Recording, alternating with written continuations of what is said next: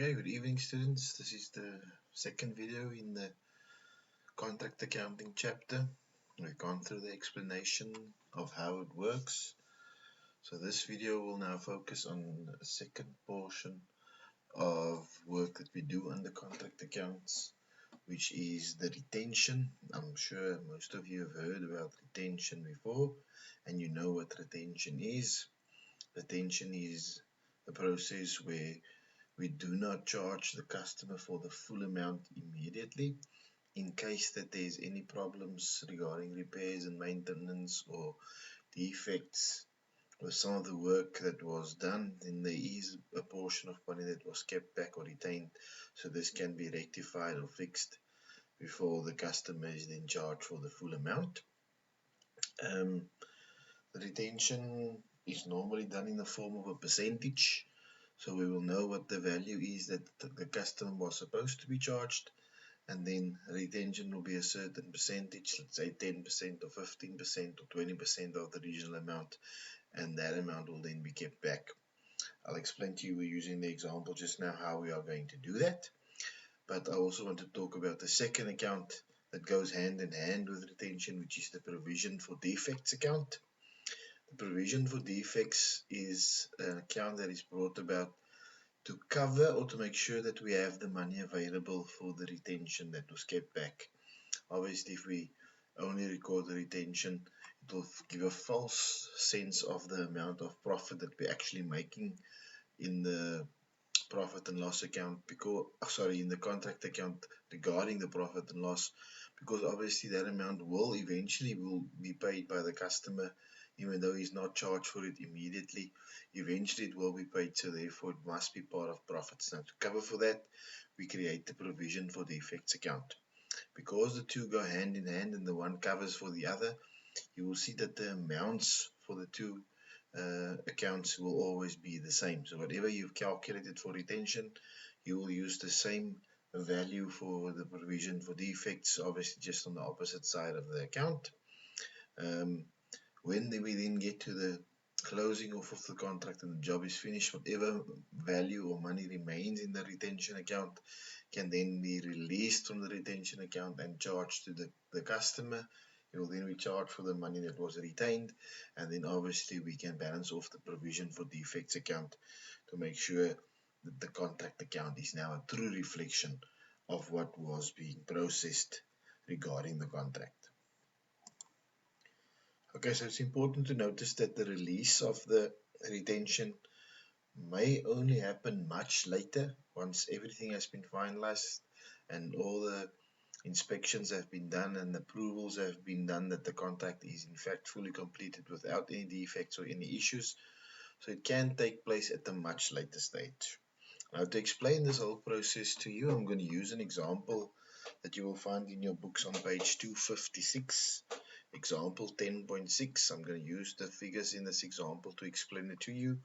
There is a comprehensive explanation on page 258 regarding all these transactions, but I'm going to use my own accounts, which I've color coded for you guys so you can follow the process much easier. And I've also added in my steps that you can follow for the retention process, which I hope will make your life a little bit easier.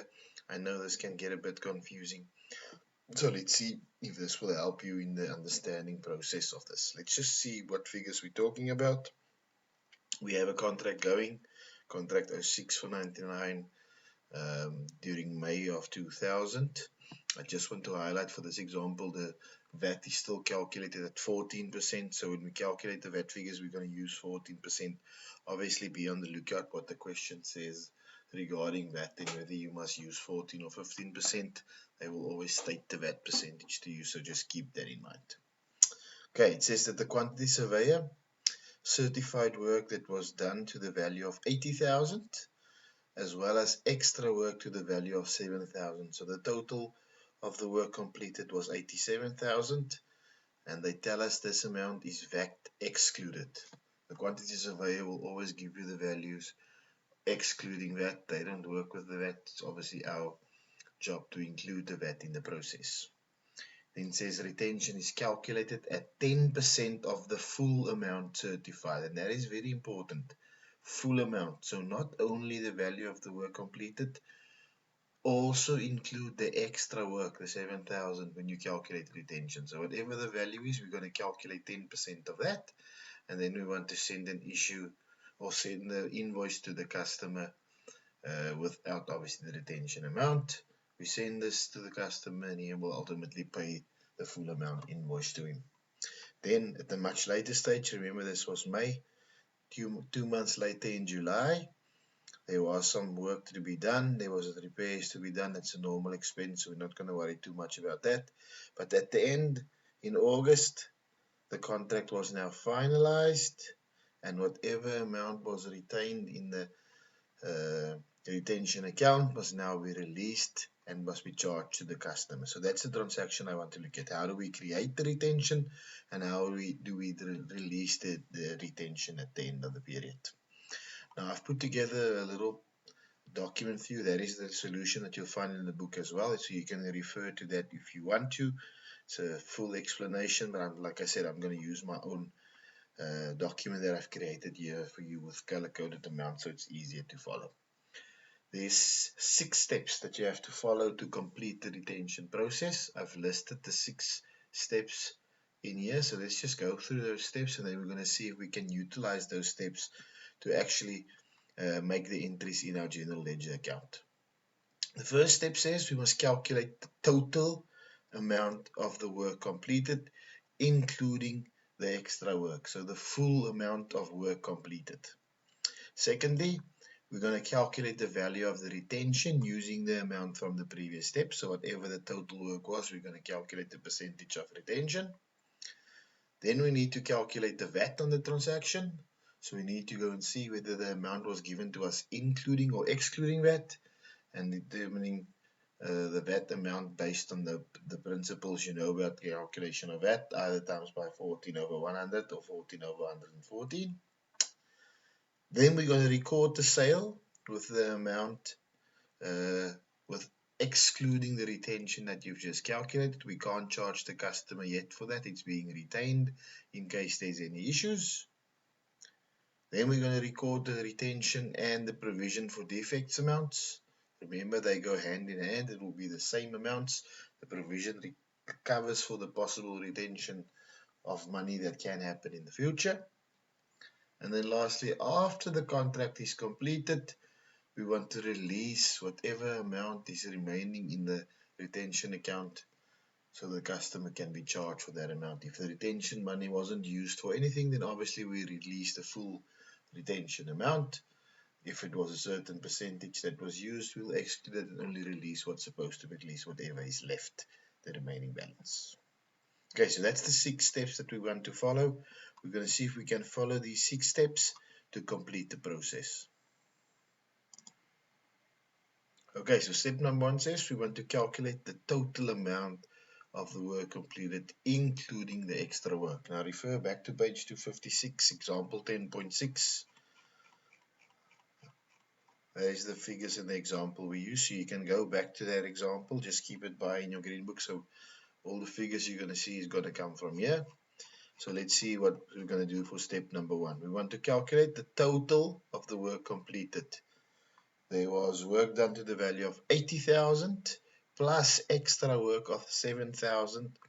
So the total work completed was 87,000. Step number 2 says we must calculate the value of retention based on this total that we've just calculated, the total of work completed. 87,000 rands worth of work was completed. They tell us that we're going to create retention of 10%. So we're going to calculate 10% of the 87,000. Therefore, 8,700 of this bill will be kept back. We won't charge the customer for that now. We are only going to charge him for the 90% of the 87,000 work that has been completed up until now. Step number 3 says we must calculate the VAT. Now, what did they tell us about the VAT? They told us the figures that we see from the quantity surveyor is excluding VAT. So we want to use our times by 14 over 100% calculation because it was excluding VAT.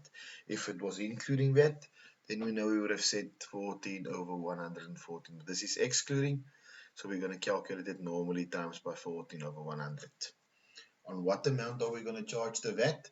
The amount without the retention that's being kept back. So only the amount we're going to charge the customer for. The total of the work completed was 87,000. 10%, the 8,700 is going to be kept back. So we're going to charge him the 87,000 minus the 8,700. So that's what you need to calculate first, the amount we're going to charge him. And then because it's excluding VAT times by 14 over 100, you're going to get to the amount of 10,962. The excluding amount will then be the 87,000 minus the 8,700. So the amount we're going to charge the customer for is the 78,300. So there's all the calculations that we need to do from step number 1 to step number 3. Then we're going to use all of these amounts now and see if we can record it in the general ledger using the remaining three steps, step number 4, 5, and 6. So let's just go through this again. Total work completed, add together everything that the quantity surveyor has included as work completed. Calculate the retention. I give you a percentage. Calculate the percentage of the amount you calculate in 1. Then we need to calculate the VAT. See whether the VAT is given to you inclusive or exclusive, and we're only going to charge VAT on the amount that the customer will be billed for. So in other words, the amount without the retention. So we take the 87,000 minus the 8,700 for retention. That is the amount we're going to charge the customer for. The rest is being kept back at this stage. Because it's excluding VAT times by 14 over 100, so there's your VAT amount. And then just to show this amount, because we're going to use it, the 87 minus the 87, that will be the amount for the sale at this stage, the 78,300. So there's all the amounts. Okay, so now we're going to use this and see if we can do step 4, 5, and 6 to record all of this. Firstly, we want to record the sale. There's the excluding amount of 78,300. There's the VAT amount of 10,962. And then obviously we want to record the amount ultimately into our contract account, because the sale is obviously specific to this contract. So the last part will be to take the amount to the contract sales account. Okay, so let's make our entry first. We made a sale to the value at this stage, the 78,300. The amount without retention, we're not charging for the retention yet. It's going to be in the retention account in step number 5. So we're only going to charge them for the excluding amount of 78,300. So therefore, make a sale. Debt will increase. This person owes us more money. So debit accounts receivable with the 78,300. Why? Because we made a sale. So credit the contract sales. Debit accounts receivable with the 78,300. Credit the contract sales with the 78,300. There's also VAT in this amount. We've calculated the VAT is 10,962. So debit accounts receivable with the VAT amount, and obviously credit the VAT control account with the VAT amount. So now we've ended the sale. It's a transaction you've done plenty of times before. Debit accounts receivable with the inclusive amount. So therefore you'll see two amounts in there, two entries. The one amount excluding VAT without the VAT and the VAT. And then obviously credit the VAT control and credit the contract sales account. So there's the color codes. You can follow the codes over there. But now we're not done yet. Remember what we're doing. We are doing contract accounts, and we want to assign the sale to the specific contract that it applies to. This will be for contract 0699. So this sale that we made of 78,300, we want to send this to the contract account. It's an income, it's an inflow for the contract. So we know ultimately that this will go to the credit side of the contract account. We know all incomes goes to the credit side of the contract account. So let's send this amount now to the contract account. There's a credit balance, so we're going to debit contract sales. Where are we sending it?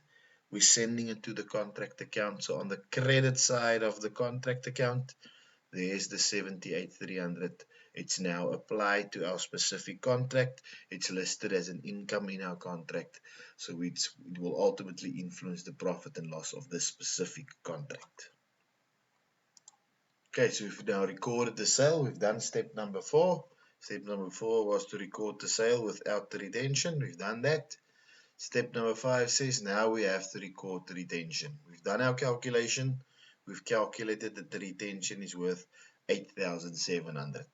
Remember, there's two accounts that go hand in hand, the retention account as well as the provision for defects account. It will be for the same amount. One covers for the other. So the 8,700 will go to both these accounts. We debit the retention account with the 8,700. Where do we send it? We send it to the contract account. So we are going to credit the contract account with the 8,700. There's your double entry principle. Debit retention with the 8,700. Credit the contract account with the 8,700. Now we need to create the mirror account. The one that's going to cover for the retention is the provision for defects account. Same amount, the same 10% that you've calculated, the 8,700. Now we're going to credit the provision for defects account, and we are going to debit the contract account, the 8,700. So there's your double entry principle over there. We credited the provision account, we debited the contract account. So step number 5, can you see two accounts will be affected? We use the retention and the one that covers for that, the provision account. Debit the retention account, credit the contract account, credit the provision account, debit the contract account. So we've sent both those amounts to the specific contract it applies to. So we've made sure that the profit and loss will be calculated as per normal. If we didn't send this account over there and we only use the retention, we falsely including it in the profit at this stage. We can only finally include it once the release has happened. Okay, then the last step is now the release. We know in August the work was now completed, everything is done. They didn't tell us that there's any issues regarding retention. They didn't tell us that any money was kept back. So we can now only assume that the full amount will be released, and we can now charge the customer for the remaining amount, the full 100% of the retention that was created early on. The question will tell you, it will state so much must be released. So they tell you 50% is released, calculate 50% of the original 8,700. If it's 20% that's going to be released, calculate 20% of the 8,700. In this case, they didn't say anything like that, so we can only assume that the full amount for retention will be released. What does this mean?